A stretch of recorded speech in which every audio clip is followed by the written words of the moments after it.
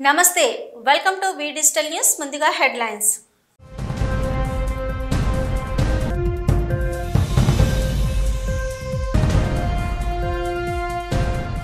స్థానిక సంస్థల కోటాలో జరగనున్న ఎమ్మెల్సీ ఉప ఎన్నిక నిర్వహణకు పటిష్ట ఏర్పాట్లు చేయాలని అధికారులను ఆదేశించిన విశాఖ జిల్లా collector M N Harindra Prasad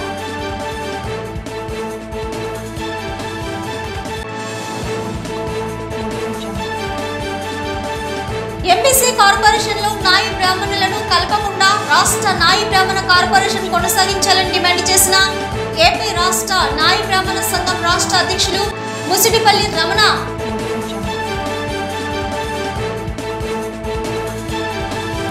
high court తప్పుదోవ పట్టిస్తూ కళాభారతి రోడ్లను తోపుడు బండ్లను పీతల మూర్తి యాదవ్ తొలగించడం అన్యాయమని కన్నీరు మున్నీరైన తోపుడు బండ్ల బాధితులు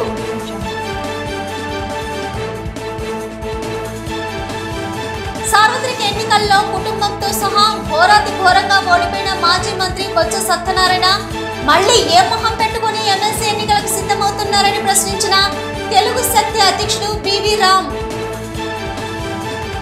సింహాచలం శ్రీ వరహాలక్ష్మీ నృసింహస్వామివారి దేవస్థానంలో శ్రీ శ్రీ శ్రీ వరహాలక్ష్మీ నృసింహస్వామివారి నిత్య కళ్యాణం నేత్రపర్వంగా సాగింది.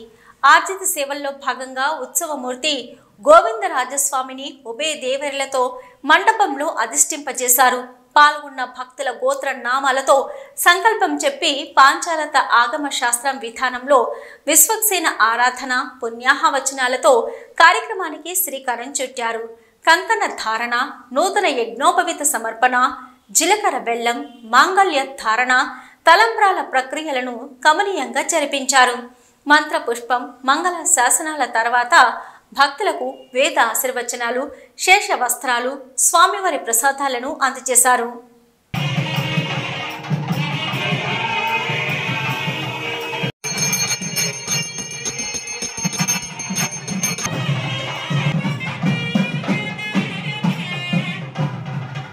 స్థానిక సంస్థల కోటాలో ఈ నెల 30వ తేదీన జరగనున్న ఎమ్మెల్సీ ఉప ఎన్నిక నిర్వహణకు సంబంధించి పక్కా ఏర్పాట్లు చేయాలని, ఎన్నికల ప్రవర్తన నియమావళిని ఎంసీసీ కోడ్ పటిష్టంగా అమలు చేయాలని నోడల్ అధికారులకు జిల్లా కలెక్టర్ ఎంఎన్ హరీంద్ర ప్రసాద్ ఆదేశించారు. చెక్ పోస్టులను పెట్టాలని, పగలు రాత్రి అక్కడ సిబ్బందిని అందుబాటులో ఉంచి తనిఖీలు నిర్వహించాలని చెప్పారు. ఆయా విభాగాల పరిధిలో చేయవలసిన పనులను నిర్ణీత సమయంలో చేయాలని, ఎక్కడా ఎలాంటి ఇబ్బంది తలెత్తకుండా ఉప ఎన్నిక ప్రక్రియ సజావుగా జరిగేలా ప్రతి ఒక్కరూ సంయమనంతో వ్యవహరించాలని సూచించారు. కలెక్టరేట్ మీటింగ్ హాల్లో రెవెన్యూ, పోలీసు, ఇతర విభాగాల అధికారులతో ఆయన ప్రత్యేకంగా సమావేశమయ్యారు. ఉప ఎన్నిక నిర్వహణకు సంబంధించిన పలు అంశాలపై మార్గదర్శకాలు జారీ చేశారు. అనుమతులకు సంబంధించి కలెక్టరేట్లో సింగిల్ విండో విధానం అందుబాటులోకి తీసుకురావాలని సంబంధిత అధికారులను ఆదేశించారు. జిల్లా పరిధిలోని రాజకీయ నాయకుల విగ్రహాలకు ముసుగులు వేయాలని, పోస్టర్లు తొలగించాలని సూచించారు. ఎక్కడా కూడా అనుమతులు లేకుండా రాజకీయ పరమైన సమావేశాలు, ర్యాలీలు జరగడానికి వీల్లేదని ఎంసీసీ కమిటీలు నిరంతరం పర్యవేక్షించాలని చెప్పారు. ఈ సమావేశంలో joint collector K Mayur Ashok, GVMC commissioner P Sampath Kumar, police joint commissioner Fakirappa, DRO K Mohan Kumar, RTO Hussain Sahib, nodal అధికారులు తదితరులు పాల్గొన్నారు. ఎంబీసీ కార్పొరేషన్లో నాయి బ్రాహ్మణులను కలపకుండా రాష్ట్ర నాయి బ్రాహ్మణ కార్పొరేషన్ కొనసాగించాలని ఏపీ రాష్ట్ర నాయి బ్రాహ్మణ సంఘం రాష్ట్ర అధ్యక్షులు ముసిడిపల్లి రమణ డిమాండ్ చేశారు. విజేఎఫ్ ప్రెస్ క్లబ్లో నిర్వహించిన విలేకరుల సమావేశంలో ఆయన మాట్లాడుతూ, బీసీఏ కులాల గ్రూప్లోని నాయి బ్రాహ్మణ రజక కులాలు రాష్ట్రంలో లక్షలాది జనాభా కలిగి ఉన్నారన్నారు. ఈ కులాలను ఎంబీసీ కార్పొరేషన్లో కలుపుతారని సమాచారం వచ్చిందని, ప్రభుత్వం ఈ నిర్ణయం తీసుకోవడం అత్యంత బాధాకరమని, వెంటనే కూటమి ప్రభుత్వం దీన్ని ఉపసంహరణ చేసుకోవాలని సంఘం డిమాండ్ చేస్తుందని తెలిపారు. ఈ నిర్ణయాన్ని రాష్ట్రంలోని నాయి బ్రాహ్మణ కులాలు పూర్తిగా వ్యతిరేకిస్తున్నట్లు తెలిపారు. సంఘం ప్రధాన కార్యదర్శి కిన్నెర శ్రీనివాసులు మాట్లాడుతూ, స్వాతంత్రం వచ్చి 77 సంవత్సరాలు పూర్తయినా నేటి వరకు ఈ కులాలకు రాజకీయ అవకాశం కలగలేదన్నారు. ఎమ్మెల్యే, ఎమ్మెల్సీ, జిల్లా పరిషత్ వంటి పదవులు పొందలేదన్నారు. ఈ 2 కార్పొరేషన్లు వీలైతే ఇక రాజకీయ పదవులు కూడా రావన్నారు. ప్రస్తుతం నాయి బ్రాహ్మణ కార్పొరేషన్ ఏ విధంగా నడుస్తున్నాయో ఆ విధంగా ఉంచాలని డిమాండ్ చేశారు. ఈ సమావేశంలో సంఘం కార్యవర్గ సభ్యులు బల్లంకి జగన్, తాడితూరి అప్పారావు తదితరులు పాల్గొన్నారు. జగన్ ప్రభుత్వం వచ్చిన తర్వాత కార్పొరేషన్గా మార్చడం జరిగింది. అయితే నేడు ఈ కూటమి ప్రభుత్వం ఏర్పడిన తర్వాత బీసీ ఏ కులాల్లో ఉన్నటువంటి జాతుల్ని ఎంబీసీ కార్పొరేషన్లో చేయాలనేది ఒక ప్రభుత్వం ఆలోచనగా మాకు తెలిసింది. అయితే మేము చెప్పేది ఏంటంటే గౌరవ ముఖ్యమంత్రి గారికి చంద్రబాబు నాయుడు గారికి స్వాతంత్రం వచ్చి 76 సంవత్సరాలు పూర్తయినా నేటి వరకు మా కులానికి ఈ రాష్ట్రంలో కనీసం ఒక ఎమ్మెల్యే కానీ ఎంపీ కానీ ఎమ్మెల్సీ కానీ జడ్పీటీసీ కానీ లేకపోతే ఎంపీపీ కానీ ఎవరు ఇంతవరకు ఈరోజు వరకు చేయలేదు. ఏ ప్రభుత్వాలు కూడా మమ్మల్ని గుర్తించలేదు. అటువంటి పరిస్థితుల్లో గౌరవనీయులు నందమూరి తారక రామారావు గారు గతంలో నాయి బ్రాహ్మణులకి ఒక కార్పొరేషను ఇవ్వడం జరిగింది. హైకోర్టును తప్పుదవ పట్టిస్తూ కళాభారతి రోడ్లోని తోపుడు బండ్లను పీతల మూర్తి యాదవ్ తొలగించడం అన్యాయమని ప్రముఖ న్యాయవాది పలక శ్రీరామ్మూర్తి అన్నారు. ఈబీజీఎఫ్ ప్రెస్ క్లబ్లో ఏర్పాటు చేసిన మీడియా సమావేశంలో కళాభారతి తోపుడు బండ్ల సంఘం ఆధ్వర్యంలో ఏర్పాటు చేసిన మీడియా సమావేశంలో ఆయన మాట్లాడుతూ గత 30-40 ఏళ్లుగా చిరు వ్యాపారస్తులు జీవనం సాగిస్తున్నారని, ప్రభుత్వానికి ఆశలు కూడా కడుతున్నారని తెలిపారు. అలాగే వారంతా లైసెన్స్ కలిగి ఉన్నారని చెప్పారు. అయితే వీరంతా రోడ్డు మార్జిన్ను ఆక్రమించారని, మూర్తి హైకోర్టును తప్పుదవ పట్టిస్తూ ఆర్డర్ తెచ్చారని, అయితే ఆ రోడ్డులో మార్జిన్ లేదన్నారు. లేని మార్జిన్ను 188 కోట్ల రూపాయలు ఖర్చు చేసినట్లు జీవీఎంసీ పేర్కొందని, ఆ డబ్బుల విషయమేమయ్యాయని కోర్టులో పిటిషన్ వేస్తున్నట్టు వెల్లడించారు. అటువంటప్పుడు చిరు వ్యాపారస్తుల మీద మూర్తి హైకోర్టులో ఏ విధంగా పిటిషన్ వేశారని ప్రశ్నించారు. ఈ సమావేశంలో సంఘం సభ్యులు వెంకటేశ్వరరావు, దుర్గా ప్రసాద్ తదితరులు పాల్గొన్నారు. ఎన్ని సంవత్సరాలు బట్టి మేము ఎవ్వరికి ఇబ్బంది కలగకుండా వ్యాపారాలు చేసుకుంటున్నాం సార్. ప్రజల వల్ల కానీ ఎవ్వరి వల్ల ఏ ఇబ్బందులు లేవు, ఫిర్యాదులు లేవు, ఏమీ లేవు సార్. కానీ అతను వల్ల పీతలమూర్తి యాదవ్ అనే ఒక వ్యక్తి కక్ష కట్టుకొని మా మీద అతను చెప్పినట్టు మేము ఎక్స్ట్రా అమౌంట్లు ఇవ్వలేదని, ఎలా ఉంటారో మీరు ఎలా బతుకుతారో చూస్తారని కక్ష కట్టి చేస్తున్నారు సార్. ఈగోకి పోయి యాక్చువల్లీ మేము గవర్నమెంట్కి 20 రూపీస్ డైలీ పే చేస్తాం సార్. ఆశీలు అది పేపర్కి ఆశీలు ఎక్స్ట్రా 40 రూపీస్ పే చేయమంటున్నారు సార్. అది మేము కట్టుకోలేము. డైలీ 60 రూపీస్ అంటే మాకు చాలా ఇబ్బంది సార్. 60 రూపీస్ అంటే దానికి తోడు గవర్నమెంట్కి ఆల్రెడీ 20 పే చేస్తున్నాం కదా, ఎందుకు 40 పే చేయాలని కూడా అడిగాం సార్. సరే అయితే సవాల్ ఇచ్చారు సార్. ఆ రోజు మీ బళ్ళు ఎలా ఉంటాయో, మీరు ఎలా వ్యాపారాలు చేస్తారో అతను వచ్చి చేసినప్పుడు అది సడన్గా తీలేము కదా సార్. సరే సార్, ఒక్క నిమిషం. కాదు సార్, మేము మా మీద ఎంత కక్ష కట్టాల్సిన అవసరం ఏమి సార్? హైకోర్టుకి వెళ్ళి 2 lakhs ఖర్చు పెట్టి స్టే తేవాల్సిన అవసరం ఏమి సార్? మేము ఏమైనా చేస్తున్నామా? దౌర్జన్యాలు, అక్రమాలు, ఏమైనా భూ కబ్జాలు ఏమైనా చేస్తున్నామా? ఒక తోపుడు ఒక్కరోజు షాప్ వేయకపోతే జీవనం గడదు మాకు. అలాంటి మా మీద కక్ష కట్టడం ఏంటి సార్? పెద్దోళ్ళ దగ్గరికి వెళ్ళి ఏది చేసినా ఏది అవ్వట్లేదు సార్. ఏదైనా న్యాయం మీ వల్ల అవుతుందనిసే నమ్మి వచ్చాం, మీరే న్యాయం చేయాలి. జీవన వృత్తిని గడుపుకోవడానికి వాళ్ళు చిన్న చిన్న వ్యాపారాలు చేసుకుంటూ ఈ రోజున ప్రభుత్వానికి ఏ విధమైన ఆటంకి కలిగించుకుంటా వాళ్ళు ఏంటంటే హైకోర్టు ఆర్డర్లు ఏం చెప్పారంటే రోడ్డు బ్లాక్ చేశారు అని చెప్పారు. అంటే కోర్టుకి ఫాల్స్ ఇన్ఫర్మేషన్ ఇచ్చారు. వాళ్ళు ఫాల్స్ ఇన్ఫర్మేషన్ ఇచ్చారు. రోడ్డుకి ఇరువైపులా కూడా ఆక్యుపై చేసేసారు, స్థలాన్ని ఆక్యుపై చేసేసుకొని ఇల్లు కట్టించుకున్నారని చెప్పేసి వాళ్ళు చెప్పారు. ఇందులో అది శుద్ధ అబద్ధం.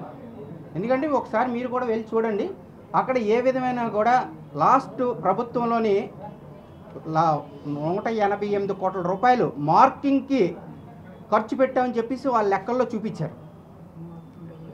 ఎక్కడ మార్కింగ్ లేదు, ఏమీ లేదు. 188 కోట్లు ఏమైంది ఇప్పటికి కూడా అర్థం కావట్లేదు. వాళ్ళు వదిలేశారు. వీళ్ళు సొంతంగా వాళ్ళు చిన్న చిన్న వ్యాపారాలు చేసుకొని జీవితం కలుపుతున్న వాళ్ళందరినీ కూడా పొట్ట కొట్టి వాళ్ళు అప్పులు చేసి తయారు చేసుకున్న బడ్డీలు ఎరగొట్టారు, అప్పులు చేసి తయారు చేసుకున్న బళ్ళు ఎరగొట్టారు. దానివల్ల ఏంటి వాళ్ళకి కలిసి వస్తుందో అర్థం కావట్లేదు. ఇప్పుడు వీళ్ళు ఓట్లు వేస్తేనే వాళ్ళు గెలిచారు. పుట్టుకతో ఎవడో ఇక్కడ కార్పొరేటర్ అవ్వలేదు, ఎవడో ఎమ్మెల్యే కూడా అవ్వలేదు. వీళ్ళు బతుకులాడుకుంటే ముష్టి అడుక్కుంటే వీళ్ళు ముష్టి అయితే వాళ్ళు గెలిచారు. ఈ రోజున వీళ్ళ జీవనోపాధి చేస్తున్న వ్యక్తులు ఎవరైతే ఉన్నారో వాళ్ళు సస్పెండ్ చేయాలని చెప్పేసి మేము రాష్ట్ర ప్రభుత్వం డిమాండ్ చేస్తున్నాను.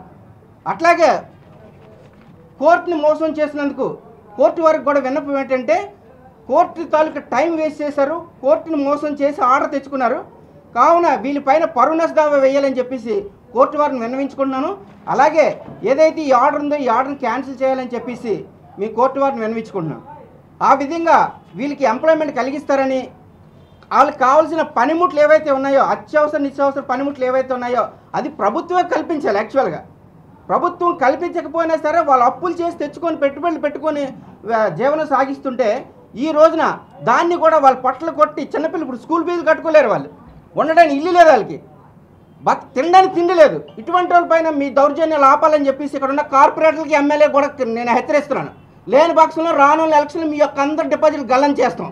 కాబట్టి విశాఖ జిల్లాలో ఈ నెల 23 నుంచి సెప్టెంబర్ 5వ తేదీ వరకు జరగనున్న ఆర్మీ రిక్రూట్మెంట్ ర్యాలీకి పక్కా ఏర్పాట్లు చేయాలని జిల్లా కలెక్టర్ ఎంఎన్ హరీందర్ ప్రసాద్ అధికారులకు దిశానిర్దేశం చేశారు. ఆర్మీ రిక్రూట్మెంట్ ర్యాలీకి సంబంధించి ఆర్మీ జిల్లా అధికారులతో సమన్వయ సమావేశాన్ని కలెక్టర్ కార్యాలయ సమావేశ మందిరంలో కలెక్టర్ నిర్వహించారు. ఈ సందర్భంగా ఆయన మాట్లాడుతూ స్థానిక అక్కయ్యపాలెం వద్ద గల పోర్టు ట్రస్ట్ డైమండ్ జూబ్లీ స్టేడియంలో ఆగస్టు 23 నుంచి వచ్చే నెల 5వ తేదీ వరకు ఆర్మీ రిక్రూట్మెంట్ ర్యాలీ జరగనుందని తెలిపారు. ఇందులో రాష్ట్రంలోని 13 జిల్లాలకు చెందిన 8,000 మంది యువత పాల్గొననున్నారని, ర్యాలీ సాఫీగా జరిగేందుకు జిల్లా అధికారులు బాధ్యతగా వ్యవహరించాలని కలెక్టర్ కోరారు. ఈ కార్యక్రమం ఏర్పాట్లు పర్యవేక్షణ సమన్వయం కోసం సెట్విస్ సిఇఓ డి కీర్తి, డిఎస్టిఓ జూన్ గాలియట్ నోడల్ అధికారులుగా నియమించినట్లు చెప్పారు. ర్యాలీ జరిగే సమయంలో స్టేడియం వద్ద తాగునీరు, పారిశుద్ధ్యం, లైటింగ్, మొబైల్, టాయిలెట్స్, డస్ట్బిన్స్ వంటి ఏర్పాట్లు చేయాలని జీవీఎంసీ కమిషనర్ను కోరారు. ఈ సమావేశంలో ఆర్మీ రిక్రూట్మెంట్ అధికారి major Shashank, GVMC commissioner P Sampath Kumar, DCP 1 V Ajith, DRO K Mohan Kumar, RTO Hussain Sahib, జిల్లా అధికారులు తదితరులు పాల్గొన్నారు. ఆగస్టు నుంచి 5 సెప్టెంబర్ దాకా ఈ ర్యాలీ పోర్ట్ స్టేడియంలో నిర్వహించబడుతుంది. సో దీనికి కావాల్సిన ప్రిపరేటరీ యాక్టివిటీస్ గురించి ఈరోజు today we are having this meeting for the benefit of the people who doesn't know Telugu. I stick to English. So we will be having this rally from 23rd of August till 5th of September. So during this period, close to 8,000 odd candidates from close to 13 districts are likely to take part. So for that, a lot of arrangements are required from the district administration side to decide on the roles and responsibilities we have called for this meeting.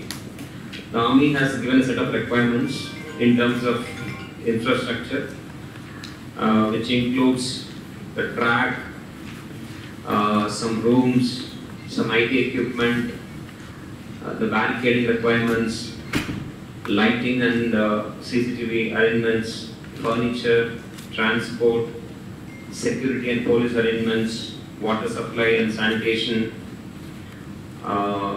food for those candidates, some lodging requirements, and besides these, if there are any rain related interruptions, they have to change the venue of this physical fitness test. So for that they have given some requirements. These are the overall list of requirements from Army's side.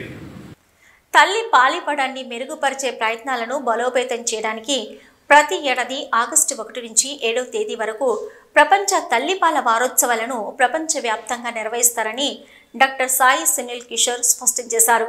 దీనిలో భాగంగా breast milk is best milk అనే థీమ్తో Visakha Medicover women and children hospital ఆధ్వర్యంలో ప్రపంచ తల్లిపాల వారోత్సవాలను నిర్వహించారు.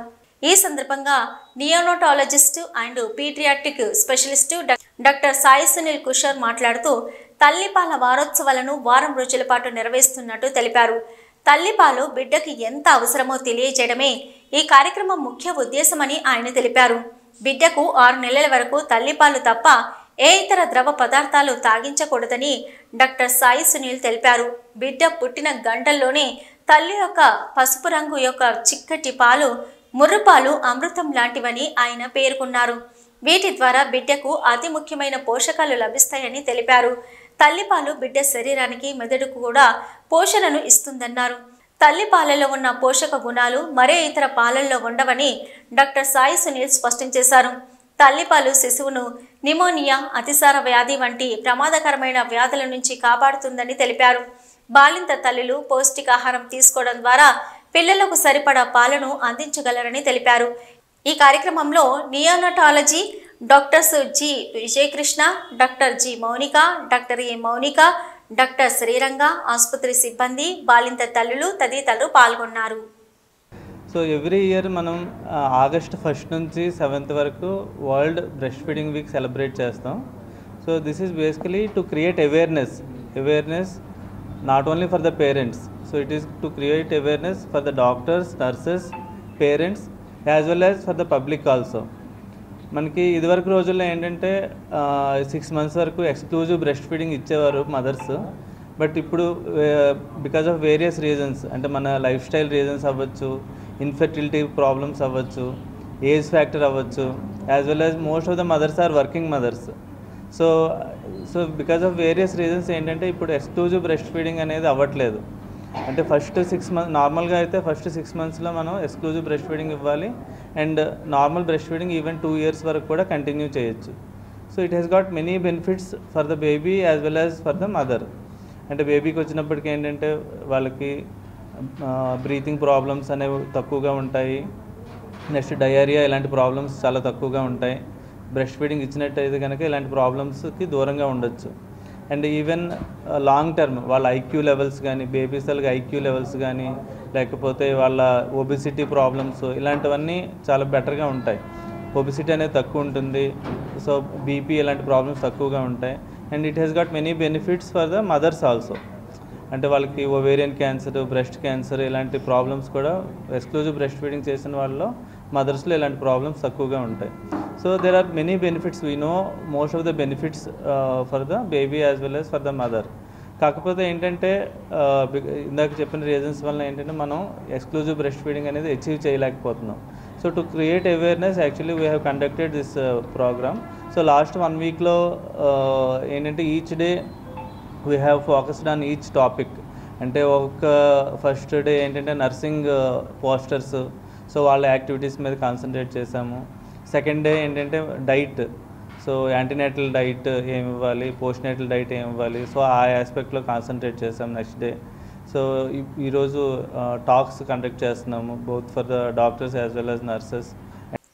వారం రోజుల కిందట అదృశ్యమైన కంచెలపాలెం పరిధి జయప్రకాష్ నగర్కు చెందిన యువకుడు అల్లూరి సీతారామరాజు జిల్లా డుంబ్రిగూడ మండలం జాముగూడలో అనుమానాస్పద స్థితిలో మృతి చెంది కనిపించాడు. జయప్రకాష్ నగర్కు చెందిన బంగారి కోటేశ్వరరావు, ఈశ్వరి దంపతుల కుమారుడు చంద్రకాంత్ జూలై 30వ తేదీ నుంచి కనిపించలేదు. ఈ నేపథ్యంలో తండ్రి కోటేశ్వరరావు ఇటీవల కంచెలపాలెం డుంబ్రిగూడ పోలీస్ స్టేషన్లో ఫిర్యాదు చేశారు.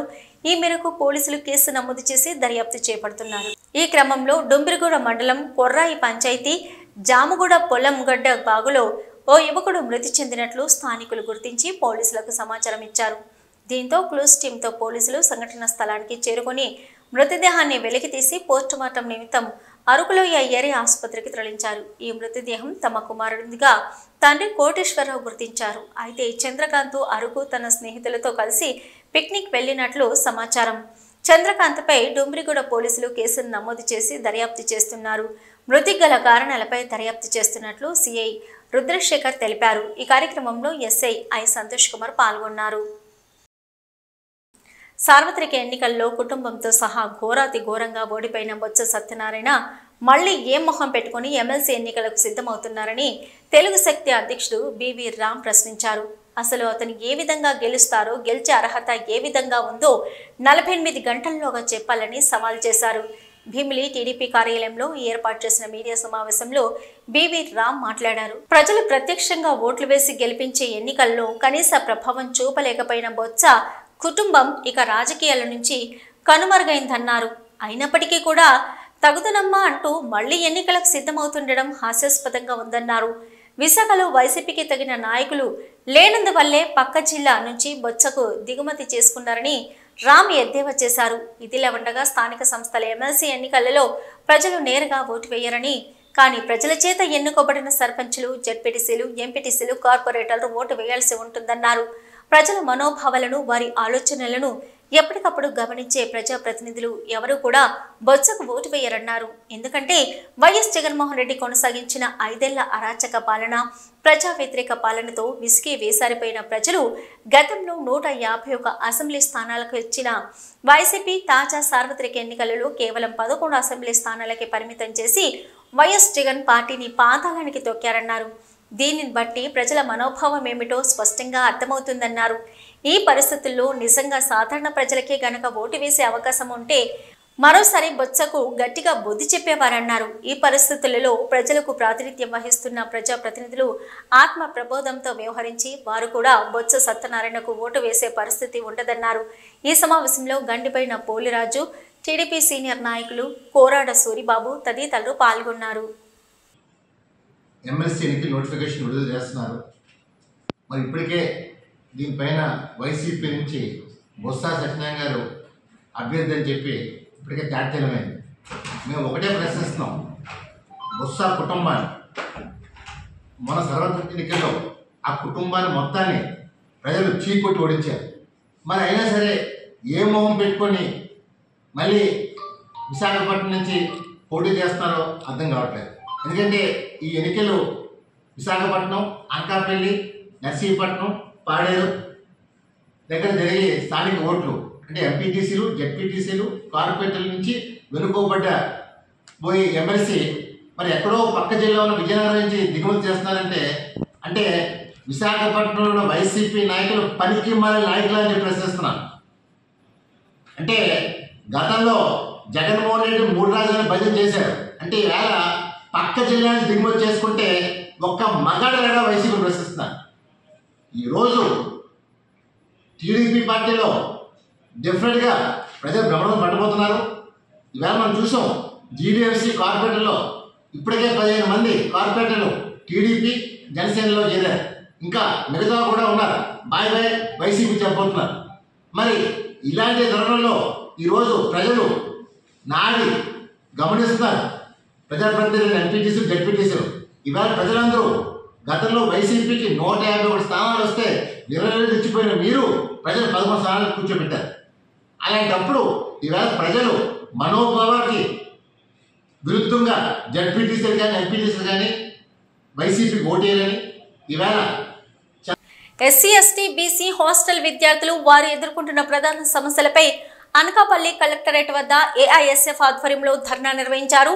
శిథిలావస్థకు చేరుకున్న హాస్టల్స్ లో చాలని ఆహారం మరియు 6 నెలల బట్టి హాస్టల్ మెయింటెనెన్స్ నిధులు మంజూరు జరగకపోవడం, లేడీస్ హాస్టల్లో 4 రూమ్లకు 200 మంది విద్యార్థినీలు ఉండడంతో స్టడీ అవర్స్ లో 6 బయటే స్టడీ అవర్స్ చేస్తున్నప్పుడు వర్షం పడితే విద్యార్థినీలు ఎక్కడ ఉండాలో తెలియక చాలా ఇబ్బందులు పడుతున్నారన్నారు. ముఖ్యంగా లేడీస్ హాస్టల్లో బాత్రూమ్ కొరత ఎక్కువగా ఉన్నందున ఆలస్యంగా కాలేజీకి వెళ్లవలసిన పరిస్థితి ఏర్పడిందన్నారు. తక్షణమే అధికారులు ప్రభుత్వం స్పందించి ఎస్సీ, ఎస్టీ, బీసీ హాస్టల్స్ విద్యార్థుల సంఖ్య దృష్టిలో పెట్టుకుని కొత్త హాస్టల్స్ నిర్మించాలని డిమాండ్ చేశారు. ఈరోజు రాష్ట్ర వ్యాప్తంగా కూడా ఏఐఎస్ఎఫ్ ఆధ్వర్యంలో ఈ జూలై 20వ తేదీ నుంచి 30వ తేదీ వరకు కూడా హాస్టల్ సందర్శన నిర్వహించడం జరిగింది. ఈ మధ్యకాలంలో వివిధమైనటువంటి సమస్యలను ఏఐఎస్ఎఫ్గా గుర్తించడం జరిగింది. ఈరోజు చూసినట్లయితే ఈ రాష్ట్ర వ్యాప్తంగా కూడా ఎక్కడా కూడా పూర్తి స్థాయిలో విద్యార్థులకు సొంత భవనాలు లేవు. ఉన్నటువంటి అద్దె భవనాలలో ఈ విద్యార్థులు వివిధ ఇబ్బందులతో విద్యకు దూరం అవుతూ ఉన్నారు. కొంతమంది ఈరోజు అనకాపల్లి చూసుకున్నట్లయితే ప్రభుత్వ ఎస్సీ కాలేజీ హాస్టల్లో కొన్ని రోజులుగా నిధులు కేటాయించినప్పుడు కూడా పనులు ఎక్కడ వేసిన గొంగలు ఎక్కడ ఉండే విధంగా ఈరోజు పని జరుగుతూ ఉన్నది. కానీ విద్యార్థి ఈరోజు ప్రభుత్వం ఏం చేస్తూ ఉంది అంటే ప్రభుత్వం పొమ్మనకుండా పొగపెట్టే విధంగా చేస్తూ ఉంది. ఈరోజు సంక్షేమ వసతి గృహాల్లో కనీసం మరుగు సదుపాయాలు ఏర్పాటు చేసి సొంత భవనాలు ఏర్పాటు చేసి విద్యార్థులు ఏ విధంగా అయితే చదువుకోవడానికి వీలవుతుందో ఆ విధమైన సౌకర్యాలను ఏర్పాటు చేస్తే సంక్షేమ వసతి గృహాలు అభివృద్ధి చెందుతూ ఉంటాయి. కానీ ఈరోజు ఎక్కడ కూడా పూర్తి స్థాయిలో కరెంటు బిల్లులు కానీ లేదనుకుంటే మెస్ ఛార్జీలు కానీ లేదనుకుంటే విద్యార్థులకు వచ్చే కాస్మెటిక్ ఛార్జీలు కానీ ఏ విధంగా ప్రభుత్వం విడుదల చేయలేదు. ఈరోజు వార్డుల్లో స్థానిక వార్డుల్లో కూడా విద్యార్థి మేధావులతో విద్యార్థులతో మాట్లాడాల్సిన విద్యార్థి ఈరోజు అప్పుల వాళ్ళతో తీవ్ర ఇబ్బందులు పడుతూ వాళ్ళ గోసలను భరించలేక రోజు వార్డులకు ఉరితాలు ఇస్తూ ఉన్నది గవర్నమెంట్. ఈరోజు 6 నెలలుగా పెండింగ్లో ఉంచితే ఏ విధంగా హాస్టల్ మెయింటైన్ చేస్తారని చెప్పేసి ఈరోజు ప్రభుత్వాన్ని మనం అడుగుతా ఉన్నాం. రాష్ట్ర వ్యాప్తంగా ఎస్సీ ఎస్టీ బీ సంక్షేమ హాస్టల్ ఏదో ఉన్నాయో వాళ్ళ సమస్యలు పరిష్కరించమని చెప్పి రాష్ట్ర వ్యాప్తంగా అన్ని జిల్లా కలెక్టరేట్ ఆఫీస్ దగ్గర ధర్నా నిర్వహించడం జరుగుతుంది, నిరసన కార్యక్రమం. ఈరోజు ముఖ్యంగా ఈరోజు సంక్షేమ హాస్టల్ చూసుకుంటే అందులో విద్యార్థులు చాలా దారుణమైన పరిస్థితులు ఉంటున్నారు. చాలా వరకు ఎస్సీ కావచ్చు బీసీ హాస్టల్ కావచ్చు చాలా శిథిల అవస్థలో ఉన్నటువంటి పరిస్థితి మనం చూస్తున్నాం మన జిల్లాలో. ఇటువంటి పరిస్థితుల్లో విద్యార్థులు పెచ్చులు ఊడిపోయిన భవనాల్లో ఉంటున్నారు. అదేవిధంగా వర్షం పడుతుంటే నీళ్లు కూడా కారుతున్న పరిస్థితి ఈరోజు మన జిల్లాలో చూస్తున్నాం. ఇటువంటి పరిస్థితుల్లో విద్యార్థులు చాలా భయంగా ఈరోజు సంక్షేమ హాస్టల్ ఉంటున్నారు. ఎప్పుడు ఏ పిచ్చి పడిపోతుందో తెలియదు. ఇటువంటి భయానీయ పరిస్థితుల్లో ఈరోజు సంక్షేమ హాస్టల్ విద్యార్థులు ఉంటున్నారు. అదేవిధంగా ఈరోజు ధరకనుగుణంగా మెసేజ్లు పెంచకపోవడం వల్ల విద్యార్థులకు సరైన భోజనం అనేది సరైన మెన్యూ అనేది ఇంప్లిమెంట్ కావట్లేదు. ఎందుకంటే బయట చూస్తుంటే ధరలు విపరీతంగా పెరిగిపోయాయి. దానికి అనుగుణంగా మెసేజ్ ఎప్పుడైతే పెంచుతారో దాని ద్వారా అప్పుడే విద్యార్థులకు సరైన భోజనం అనేది కల్పిస్తారు. అదేవిధంగా పెండింగ్లో ఉన్నటువంటి మెస్ బిల్లులు ఇప్పటికీ 6 నెలల నుంచి జనవరి నెల నుంచి ఇప్పటి వరకు కూడా మెస్ బిల్లు అనేది పెండింగ్లో పెట్టారు. దాన్ని కూడా తక్షణం విడుదల చేయాలని చెప్పేసి అదే రకంగా కాస్మెటిక్ ఛార్జెస్ కూడా ఇప్పటికి విద్యార్థులకి ఇవ్వట్లేదు, దీన్ని కూడా విడుదల చేయాలి. అదేవిధంగా ఇంకోటి ఏంటంటే హాస్టల్ మెయింటెనెన్స్కి ఏది ఫ్యాన్లు పోయినా లైట్లు పోయినా వాష్రూమ్ క్లీనింగ్ కానీ దీనికి సంబంధించి బిల్డింగ్ మెయింటెనెన్స్ కనీసం ప్రభుత్వం నిధులు కేటాయించట్లేదు. గత 5 సంవత్సరాల నుంచి కూడా ఎటువంటి నిధులు కేటాయించకపోవడం వల్ల విద్యార్థుల నుంచి వచ్చేటువంటి 50 మెస్ బిల్లు ఏదైనా వాటి నుంచి కట్ చేసుకుని ఈరోజు వాళ్ళకి ఏదైతే మౌలిక సదుపాయాలు ఉన్న వాటిని కల్పిస్తున్నారు. దీనివల్ల మెన్యూ అని పూర్తి స్థాయిలో డివేట్ అవుతుంది. అదే రకంగా ఈరోజు ఏంటంటే గిరిజన ఏదో ఎస్టీ డిపార్ట్మెంట్ సంబంధించి సంక్షేమ హాస్టల్ ఏతున్నాయో వాటిలో చూసుకుంటే శాంక్షన్ ఏదైతే పోస్ట్ ఉన్నాయో ఏదైతే కుక్ కావచ్చు కామెడీ కావచ్చు వాచ్మెన్ ఏతున్నాయో ఈ పోస్టులు ఏతున్నాయో అవి శాంక్షన్ పోస్టులు కాదు. దీనివల్ల ఏది విద్యార్థులకి వచ్చేటువంటి 53 రూపాయల నుంచి అందులో కట్ చేసి ఏది శాలరీస్ వాళ్ళకి ఏది కుక్ కానీ వాచ్మెన్ అవుతున్న వాళ్ళకి నెలకి 30,000 నుంచి 40,000 వరకు శాలరీస్ ఇవ్వడం వల్ల పూర్తి స్థాయిలో ఎస్టీ డిపార్ట్మెంట్ సంబంధించి పూర్తి స్థాయిలో మెన్యూ డివేట్ అవుతుంది. దీన్ని ఖచ్చితంగా ప్రభుత్వం స్పందించి దీనిపైన ఏదైతే ఎస్టీ డిపార్ట్మెంట్ కానీ బీసీ డిపార్ట్మెంట్ ఏ విధమైన మెన్యూ అమలు అవుతుందో అదే విధమైన మెన్యూ ఎస్టీ డిపార్ట్మెంట్ ఖచ్చితంగా అమలు చేయాలి. డిజిటల్ న్యూస్ ముగించే ముందు హెడ్లైన్స్ మరొకసారి.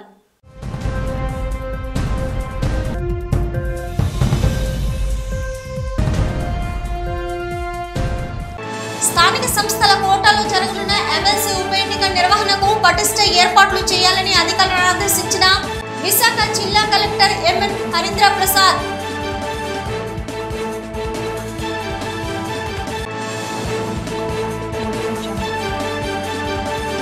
ఎంబీసీ కార్పొరేషన్లో నాయి బ్రాహ్మణులను కలపకుండా రాష్ట్ర నాయి బ్రాహ్మణ కార్పొరేషన్ కొనసాగించాలని డిమాండ్ చేసిన ఏపీ రాష్ట్ర నాయి బ్రాహ్మణ సంఘం రాష్ట్ర అధ్యక్షులు ముసిడిపల్లి రమణ.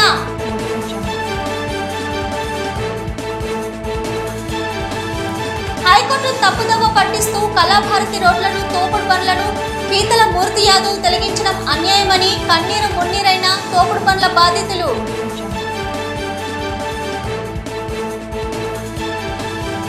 సార్వత్రిక ఎన్నికల్లో కుటుంబంతో సహా ఘోరాతి ఘోరంగా ఓడిపోయిన మాజీ మంత్రి బొత్స సత్యనారాయణ మళ్లీ ఏ మొహం పెట్టుకుని ఎమ్మెల్సీ ఎన్నికలకు సిద్ధమవుతున్నారని ప్రశ్నించిన తెలుగు శక్తి అధ్యక్షుడు బివి రామ్. ఇవి ఇప్పటివరకున్న డిజిటల్ న్యూస్. నమస్తే.